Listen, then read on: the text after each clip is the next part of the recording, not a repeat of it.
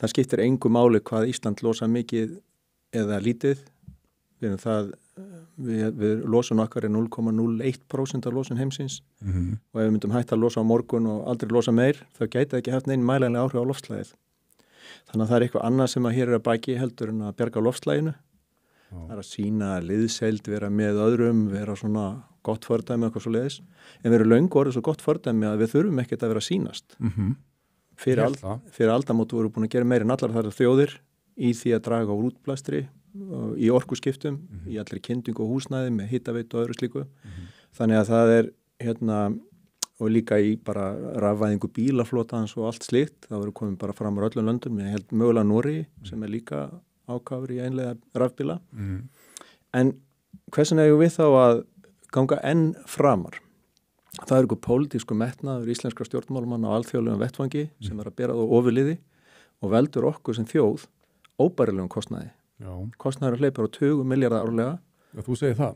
Og það kemur fram í svörum stjórnvalda til við fyrirspurn þingmanna að þetta mun kosta á næstu árum 200, á þessu tímabili sem ræðir, ég man ekki hvað þetta var langt tímabili nokk, svona, hvað var þetta, 20 ár?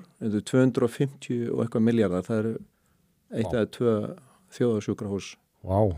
En það getur ekki bjarga loftslaginu, sko. Og líka annað að útreikningarnir á losun Íslands eru kolrangir hjá þeim. Hvernig þá?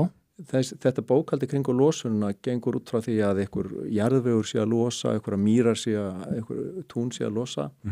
En í raun og veru eru nýjustu rannsóknir að sýna það að íslensk gróður og á svona norrlægum slóðum eins og hér, að gróðurinn og sérstaklega beitaland bindur koltvísýring. Og hann bindur meiri koltvísýring heldur en allur iðnaðurinn losar. Þannig að það er óskiljanlegt að þetta sé ekki tekið til greina þessa nýju rannsóknir. Þessi kostnaður og gjöld sem eru lögð til dæmis á eldsneyti, á losun skipa og flugvéla, hækkar allt vöruverð til landsins, hækkar verð á flugmiðum, hækkar verðið við bensíndæluna. Þetta getur í rauninni ekki dregið úr losun Íslendingarna þess að þurfum að flytja inn vörur og við þurfum að fara til útlanda og við þurfum að keyra bílinn.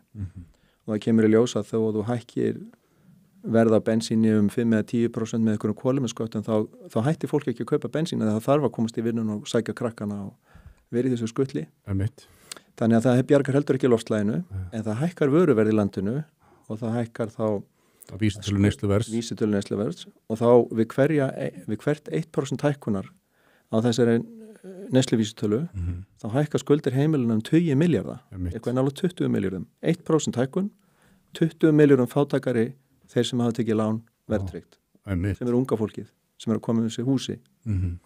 Þannig að þetta bæði heimskulegt, gagslaust og veldur kostnaði og kemur niður á þeim sem síst skildi.